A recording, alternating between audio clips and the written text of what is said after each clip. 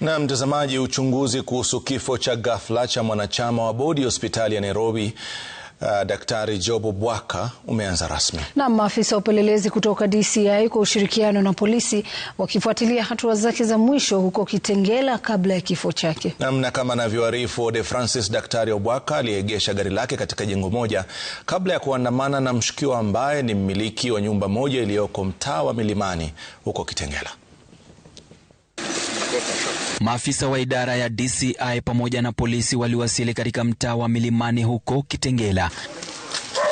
Ni hapa ndipo Daktari Obwaka alionekana mara ya mwisho akiwa na mmiliki wa nyumba hii kwa jina Beatrice Wangare. Majasusi wakirekodi kila kitu ndani ya nyumba hii, huku simu, nyaraka na vitu vingine vikichukuliwa kwa uchunguzi zaidi. Taarifa zaidi zinaarifu kuwa kabla ya kufika katika nyumba hiyo, Daktari Obwaka alikutana na mmiliki wa nyumba hiyo katika jengo la OBC Mall. Ripoti zinaarifu kuwa marehemu aliwasili katika jengo hilo muda mfupi baada ya saa 7 mchana siku ya Ijumaa tarehe mosi Mei mwaka 2026 akiendesha gari aina ya Mercedes Benz, ila stakabadhi za jengo hilo zinaonyesha gari hilo halikuondoka katika eneo la maegesho. Badala yake alimchukua kwa gari lingine na wakaelekea nyumbani kwake. Gari alilokuwa nalo Daktari Obwaka sasa limehifadhiwa katika kituo cha polisi cha Kitengela kwa uchunguzi. Baadaye saa 1 usiku, hospitali ya Nairobi iliripoti kuwa Daktari Obwaka aliletwa kwa ambulensi baada ya kuanguka Kitengela. Madaktari walithibitisha kuwa alikuwa tayari amefariki alipofikishwa hospitalini.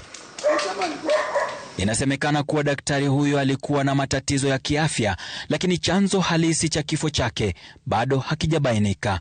Mmiliki wa nyumba hiyo sasa amekamatwa na anasaidia wapelelezi katika uchunguzi wa kifo cha Obwaka. Haya yanajiri wiki chache tu baada ya daktari huyo kukamatwa kufuatia mzozo wa uongozi wa hospitali ya Nairobi. Alikamatwa na kuzuiliwa kituo cha polisi cha Muthaiga na baadaye kufikishwa mahakamani pamoja na wakurugenzi wengine wa hospitali hiyo. Kukamatwa kwake kulishtumiwa vikali. Wakati huo afya ya daktari huyo iliripotiwa kudhoofika baada ya kuanguka kotini wakati wa kusikizwa kwa kesi iliyomkabili.